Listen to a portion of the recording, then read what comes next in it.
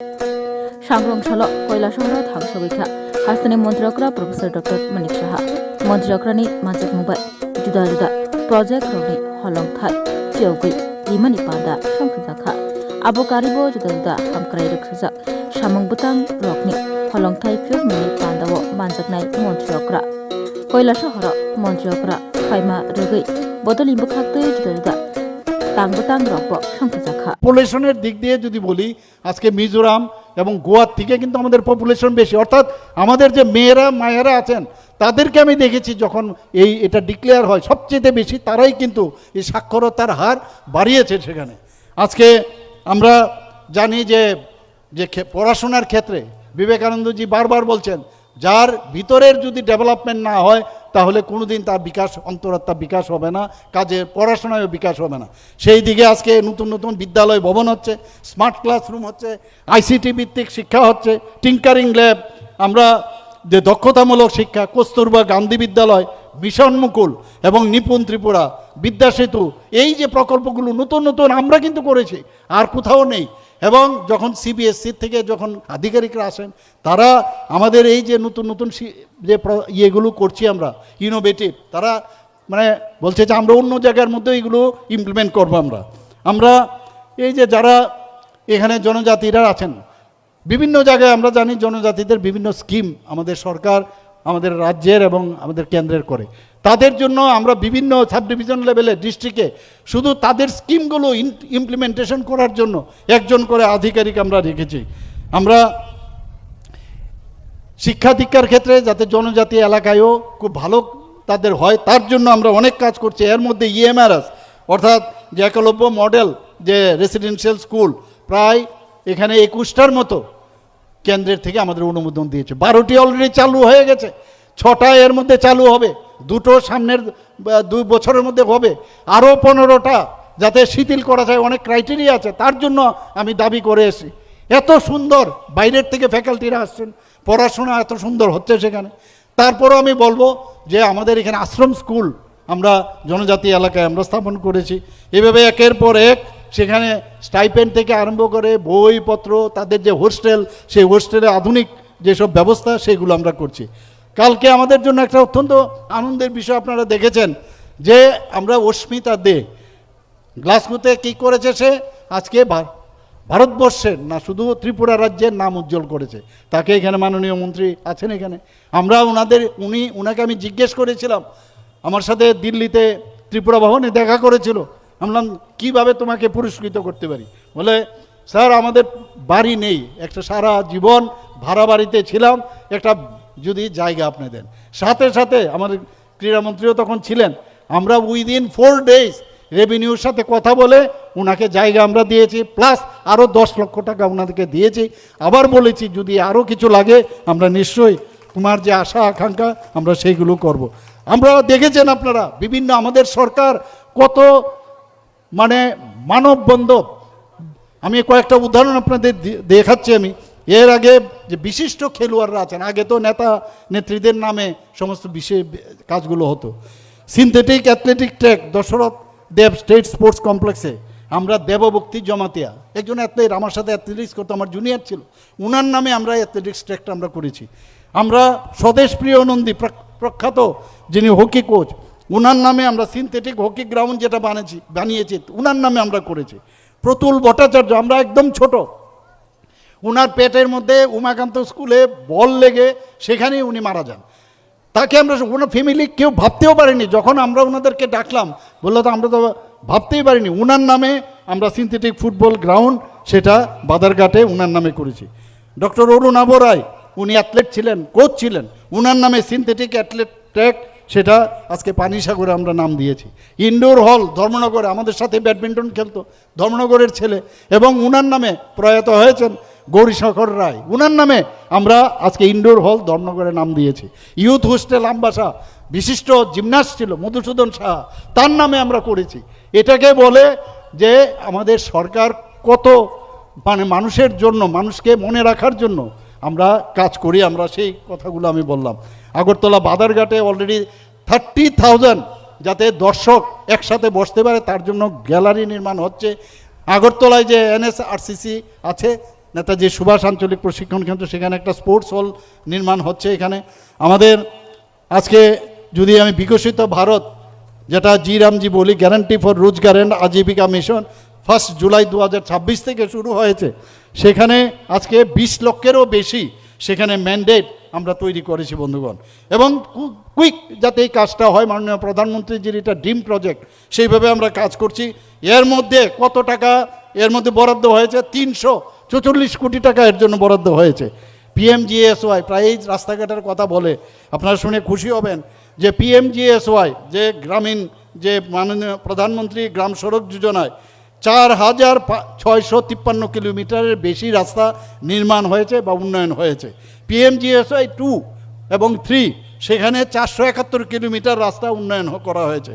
PM Janman প্রকল্পে এখন পর্যন্ত 92টি সড়ক, সেখানে যার দৈর্ঘ্য কত 265.622 কিলোমিটার, সেইগুলো আমরা উন্নয়ন হচ্ছে। আজকে PMGSY 4 এর কথা যদি বলি, 96টি সড়ক যার দৈর্ঘ্য 163.8 কিলোমিটার, সেগুলো আমরা করছি। একের পর এক আমরা উন্নয়ন কাকে বলে? আমাদের সরকার উন্নয়ন ছাড়া কোনো কথা বলবে না। মানুষের যা যা মৌলিক সমস্যা, সেই সমাধানের লক্ষ্যে আমরা দিন রাত আমরা কাজ করছি। আমরা জল জীবন মিশনের কথা যদি বলি, আমরা যখন শুরু করি তখন 3.26% জল জীবন মিশন নলসে জন ছিল। আজকে কত পার্সেন্টেজ হয়েছে? সেখানে 86.30। এবং বাকিগুলো যাতে তাড়াতাড়ি হয়, বহু জায়গার মধ্যে জলের উৎসই নেই, বিশেষ করে এডিসি এলাকায়, সেখানে ইনোভেটিভ পদ্ধতিতে যাতে জল আনা যায় তার জন্য আমরা ব্যবস্থা করছি। আজকে এখানে যারা প্রধানমন্ত্রী আবাস যোজনায় যদি কথা বলেন, মাননীয় প্রধানমন্ত্রীজি যেভাবে মানুষকে ঘর, জল ইত্যাদি, আপনার গ্যাসের লাইন থেকে আরম্ভ করে এগুলো প্রতিটা জিনিস উনি দিয়েছেন। তো প্রধানমন্ত্রী আবাস যোজনায় ত্রিপুরায় প্রায় 3,76,000 উপরে ঘর অনুমোদিত হয়েছে। এর মধ্যে প্রায় 87%, এর মধ্যে 2022 সালের মধ্যেই কিন্তু আমরা আরও বেশি করতে পেরেছি, এবং 3,73,000 উপরে সেটা আমরা এই ঘরগুলো আমরা বানাতে পেরেছি। আজকে এই যে আমরা PMGSY যে কাজগুলো আমরা করছি, প্রধানমন্ত্রী আবাস যোজনার যে কাজগুলো গ্রামীণ আমরা করছি, সারা ভারতবর্ষের মধ্যে আমাদের রাজ্যের তার জন্য কিন্তু আমরা পুরস্কৃত হয়েছি। PM কিষাণ সম্মান নিধির কথা যদি বলি, এখন পর্যন্ত 23তম কিস্তি পর্যন্ত কত টাকা কৃষকদের জন্য দেওয়া হয়েছে? 977 কোটি উপরে টাকা দেওয়া হয়েছে। এবং 20 জুন সেখানে তারকেশ্বর থেকে মাননীয় প্রধানমন্ত্রীজি বোতাম টিপে যখন 23তম কিস্তি দিলেন, তাতে করে ত্রিপুরাতে 43,32,32,00,000 টাকা সেখানে দেওয়া আছে। আমার মায়েরা, বোনেরা, আমি বারবার বলছি, নারীদের উন্নয়ন আমাদের জন্য ভেরি ইম্পর্ট্যান্ট, এবং মহিলাদের ক্ষমতায়নে আমাদের সরকার সবচেয়ে বেশি আমরা কিন্তু সেখানে জোর দিই। আজকে আমাদের ত্রিপুরাতে যতগুলো থানা আছে তাদের সুরক্ষার জন্য আমাদের যে 8টা ডিস্ট্রিক্ট আছে, 8টা ডিস্ট্রিক্টের মধ্যে প্রতিটা ডিস্ট্রিক্টে একটা করে মহিলা দ্বারা পরিচালিত মহিলা থানা আমরা করেছি, এবং শুধু ওয়েস্ট ডিস্ট্রিক্টে আমরা 2টো করেছি, অর্থাৎ 9টা আমরা মহিলা থানা করেছি। বন্ধুগণ, আমার মনে আছে যে আমি যখন প্রথম মুখ্যমন্ত্রী হই, সবাই এসে বলল যে কিছু একটা আপনি ঘোষণা করতে হবে ভাইফোঁটার দিন। আমি ঘোষণা করলাম, কি ঘোষণা করলাম? যে মহিলারা যারা কলেজ পড়ুয়া যারা আছেন ডিগ্রি কলেজে, তাদের কোনো রকম ফি দিতে হবে না। সেটা এখন পর্যন্ত সেটা চলছে বন্ধুগণ। আজকে মুখ্যমন্ত্রী নবম শ্রেণীর যারা ছাত্রীরা আছেন তাদেরকে সাইকেল দেওয়া হয়েছে, আজকেও দিয়েছি আমরা। মুখ্যমন্ত্রী কন্যা আত্মনির্ভর যোজনায় স্কুটি দেওয়া, 140টার মতো আমরা স্কুটি দিয়েছি। ভাবুন আপনারা, স্কুটি দেওয়াটা বিষয় না, দেওয়ার অর্থ হচ্ছে তাদেরকে আমরা উৎসাহিত করা, সেটা ইম্পর্টেন্ট। উচ্চশিক্ষায় আমরা যত যা যা দরকার মহিলাদের জন্য আমরা সেই কাজ করছি। আমরা নারী সুরক্ষামূলক বিভিন্ন আমরা কার্যক্রম আমরা রেখেছি।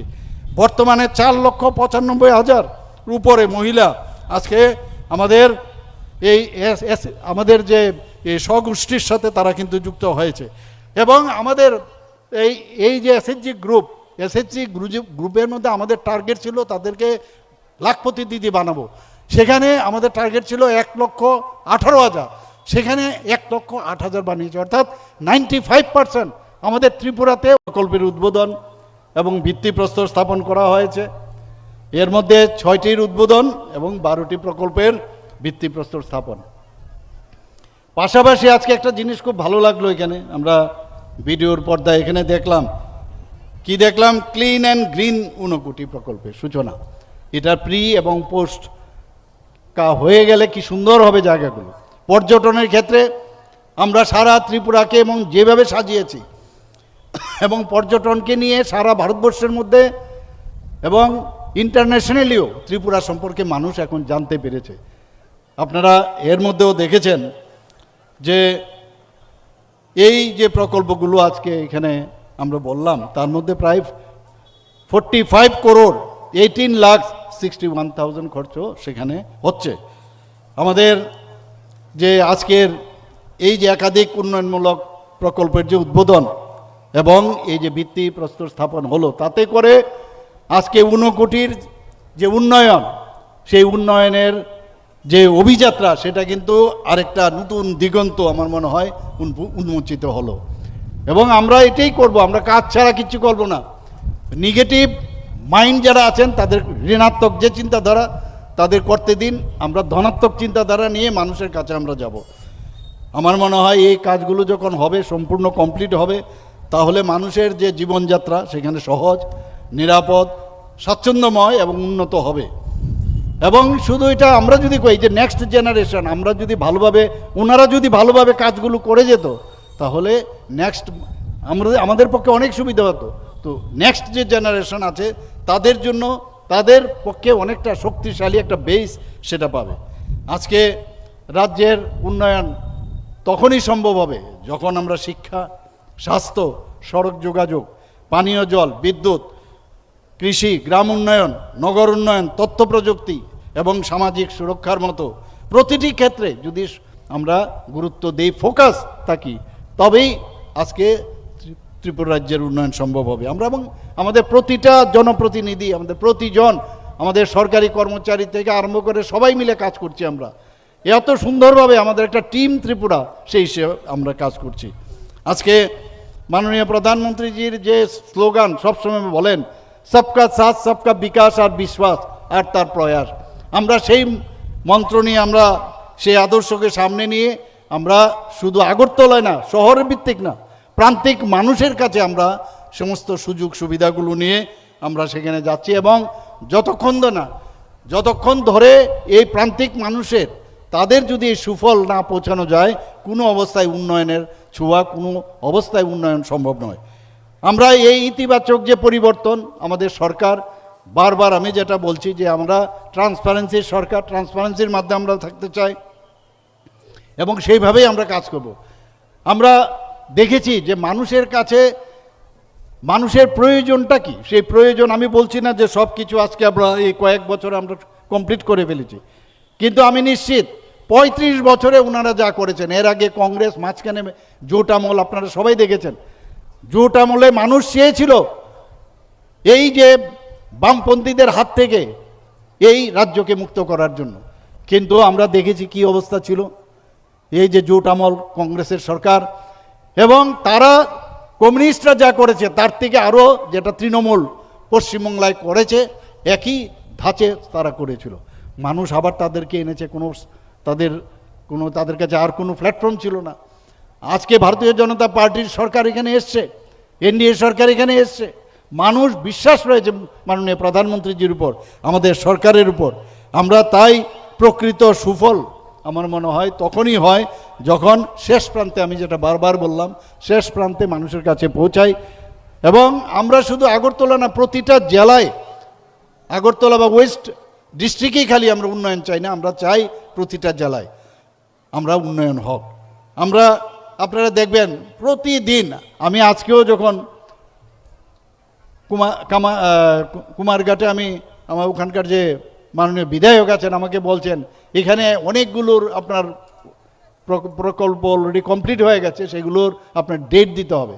যেখানে যাই এত উন্নয়ন, কোনো না কোনো জায়গার মধ্যে আপনারা নিশ্চয়ই নিউজ পেপার, সোশ্যাল মিডিয়াতে দেখবেন এত উন্নয়ন। আমাদের ইনফ্রাস্ট্রাকচার ডেভেলপমেন্ট, ক্যাপিটাল এক্সপেন্ডিচার, আমরা বাজেটে আমরা কোথায় ছিলাম? গত বছর 7,000 কোটি টাকা রেখেছিলাম, সেই জায়গায় এইবার গিয়ে 10,000 কোটি টাকা আমরা রেখেছি। কারণ সেইগুলো যদি না হয়, বাইরের থেকে কোনো অবস্থায় যারা বিনিয়োগকারী তারা কোনো অবস্থায় এখানে আসবে না। এবং এখন তো এমন অবস্থা হয়েছে, আমাকে এবারও কিছু যারা নিবেশ করতে এসছে বলে আগরতলা আমরা মেডিকেল কলেজ খুলতে চাই না, আমরা কৈলাস শহরে করব। আমি বললাম দাঁড়ান, আমি দেবো, জায়গা দেবো আপনাদেরকে। এবং এর মধ্যে আপনার আমবাসার মধ্যে এডিসির মধ্যে আমরা বলেছিলাম, কাল 2-3 দিন আগে আমি ফাইলও সই করেছি, এখানে মেডিকেল কলেজ হতে যাচ্ছে। প্রথমে ওরা বলছিল 50 সিটের একটা মেডিকেল কলেজ হবে, এখন ওনারা বলছেন না আমরা 100 সিটের করব। এএনএম, জিএনএম, তো এই যে অবস্থাটা, মানুষ এখন ত্রিপুরার মধ্যে মানুষ আসতে চাইছে। গত অর্থবর্ষে শুধু আমি নিজে, আমার অন্যান্য মন্ত্রীদের বাদই দিন, প্রায় 1500 কোটি টাকার বিভিন্ন উন্নয়নমূলক যে প্রকল্প সেগুলোর উদ্বোধন আমি করেছি বা শিলান্যাস আমি করেছি। চলতি অর্থবর্ষরেও একই ধারায় কিন্তু কাজ চলছে, আজকে যেমন এখানে করলাম। তো এই চলতি অর্থবর্ষরে 440 কোটি টাকার অলরেডি বিভিন্ন প্রকল্প, জনমুখী যে প্রকল্প সেগুলোর উদ্বোধন এবং শিলান্যাস করেছি বন্ধুগণ। আজকে আমরা সরকার কয়েকটা বিষয়ে আমরা সেটাকে খুব গুরুত্ব দিয়েছি। একটা হচ্ছে শিক্ষা, স্বাস্থ্য, পানীয় জল, ক্রীড়া ও অন্যান্য জনকল্যাণমূলক যতগুলো আমাদের ডিপার্টমেন্ট আছে সেই ক্ষেত্রে ধারাবাহিকভাবে আমরা কাজ করে যাচ্ছি। এবং আমার মনে হয় যে আমাদের যে লক্ষ্য, সরকারের যে উন্নয়ন, যে সুফল, সেটা 59 জেলার মধ্যেও সেই সুফলগুলো পৌঁছক, সেটা আমরা চাই। কারণ শুধু আগরতলা যদি উন্নয়ন হয়, উদয়পুর যদি উন্নয়ন হয়, তাতে করে হবে না। সার্বিক যে সবকা সাথ সবকা বিকাশ, এমন একটা কথা মাননীয় প্রধানমন্ত্রীজি বলছেন যে শরীরের প্রতিটা অঙ্গ প্রত্যঙ্গকে নিয়ে আমি যদি মনে করি যে আমার শরীরের এই অঙ্গটা না থাকলেও চলবে, হবে কোনোদিন হবে না। এক্স্যাক্টলি সেম ওয়েতে যে আমাদের যতগুলো ডিস্ট্রিক্ট আছে, যতগুলো সাব ডিভিশনাল আছে, জাতি, জনজাতি, মণিপুরি এবং যারা সংখ্যালঘু, সবাইকে নিয়ে সবার উন্নয়ন এবং মঙ্গল এবং তাদের বিকাশ যতক্ষণ না হবে কোনোদিন উন্নয়ন সম্ভব হবে না। 2022 সালের 6 ডিসেম্বর এখন এই পর্যন্ত 59 জেলার 56টি প্রকল্পের উদ্বোধন এবং শিলান্যাস হয়েছে। তাতে করে কত কোটি টাকা এর জন্য দেওয়া হয়েছে? 197 কোটি 68 লক্ষ টাকা এর জন্য দেওয়া হয়েছে বন্ধুগণ। আজকে তার সঙ্গে আজকে 45 কোটি 18 লক্ষ 61 হাজার সেটাও যুক্ত হলো এখানে। এই যে জনকল্যাণমুখী কাজগুলো আমরা করছি, এগুলো যখন টোটাল কমপ্লিট হয়ে যাবে, 59 জেলাকে আর চেনা যাবে না। এখানে আজকে রাস্তার কথা ওনারা দেখাচ্ছেন। আজকে আমার মাননীয় মন্ত্রী বাহাদুর বলেছেন যে অক্টোবর যখন বৃষ্টিটা কমে যাবে, এবার তো বৃষ্টি মার্চ মাসে শুরু হয়ে গেছে, তো এই বৃষ্টির কারণে কাজ করা সম্ভব হচ্ছে না। বারবার মিটিং করছি, তাড়াতাড়ি রাস্তা ঠিক করতে হবে, পথ হোলসগুলো আছে সেগুলোকে ঠিক করান। কারণ জোর দিলেই হবে না, করলেই তো হবে না। মোটরেবল করার জন্য বারবার বলছি, আগরতলা শহরেই হোক বা সমস্ত ডিস্ট্রিক্টে হোক, সেইভাবে নির্দেশ দেওয়া হয়েছে। আজকে আমাদের রাজ্যের অন্যতম যে গুরুত্বপূর্ণ ঐতিহাসিক ও ধর্মীয় যে পর্যটনগুলো আছে, এবং 59 বিশেষ করে এটা প্রত্নতাত্ত্বিক যে নিদর্শন, সেটা শুধু ত্রিপুরা বা ভারতবর্ষে না, বিশ্বব্যাপী এটা সমাদৃত। আপনারা জানেন ওয়ার্ল্ড যে আমাদের হেরিটেজ, সেই হেরিটেজের মধ্যেও সেটা এনলিস্টেড হয়েছে। এই প্রতি বছর এপ্রিল মাসে এই যে অশোকাষ্টমী যে মেলা এখানে অনুষ্ঠিত হয়, সবাই জানেন, হাজার হাজার ভক্ত এখানে আসেন, পর্যটকরা আসেন। আমরা এই কথাটা বারবার দিল্লি থেকে বুঝাচ্ছি যে এই যে এয়ারপোর্টটা আছে, এয়ারপোর্টটাকে যা আছে কম সংখ্যক হলেও সেটা যদি দেখা যায় যে 78 বা 79 এরকম অলরেডি লাখপতি দিদি হয়ে গেছে বন্ধুগণ। এই যে আমাদের মায়েরা বোনেরা এমনিতে আসে না, আজকে ওনারা কাজ করছেন, ঘরও সামলাচ্ছেন, আবার কাজও করছেন। এবং আরও যেভাবে আজকে স্টাম্প ডিউটি যদি কোনো জমি জমা কিনতে হয় তাদের জন্য মহিলাদের নামে যদি করতে হয়, সেখানে 1% ডিউটি আমরা কম রেখেছি। তাতে করে দেখা যায় কারোর ফ্যামিলির মধ্যে যদি 1% একটা বিরাট অঙ্ক, সেইভাবে আমার মিসেসের নামে রাখি বা আমার মেয়ের নামে রাখি।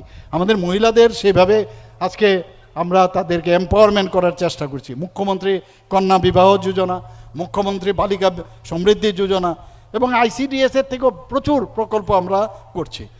আপনারা জানেন যে গত বছর আমরা 7টি পুরস্কার পঞ্চায়েতে আমরা পেয়েছি। এইবার একাধিক পঞ্চায়েত পুরস্কার আমরা পেয়েছি। পঞ্চায়েতের আসল যে উন্নয়ন সেটা কিন্তু পঞ্চায়েতে দেখা যায়। সিপাহীজলা জেলা পরিষদে দেশের সেরা জেলা পঞ্চায়েত হয়েছে।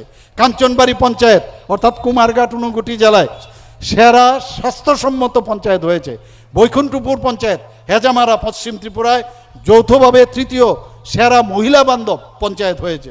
পশ্চিম ত্রিপুরা জেলার বিজয়নগর গ্রাম পঞ্চায়েতে গভর্নেন্স পুরস্কার আজকে সিলভার অ্যাওয়ার্ড আমাদের এই পঞ্চায়েত পেয়েছে বন্ধুগণ। আর কি বলবো, বেশি বললে আপনারা হয়তোবা বলবেন যে আরে অনেক হয়েছে আর বলবেন না, আমরা সব জানি, তবুও বলতে হয়।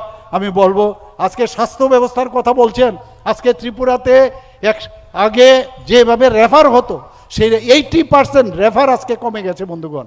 আজকে এখানে এতগুলো মেডিকেল কলেজ হয়েছে, 500-550 মতো এমবিবিএস সিট হয়েছে। আমাদের সময় কটা ছিল?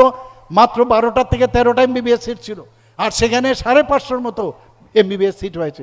ডেন্টালের সিট বিটিএসের একটা ছিল, সেখানে আজকে ডেন্টাল কলেজ এখানে হয়েছে প্রায় 63টা, সেখানে সিটের সংখ্যা আগামী দিন আরও বাড়বে। এমডিএসও হবে, এখানে বিএসসি নার্সিং হয়েছে, এএনএম হয়েছে, জিএনএম হয়েছে, এখানে আমাদের ফার্মেসি কলেজ হয়েছে।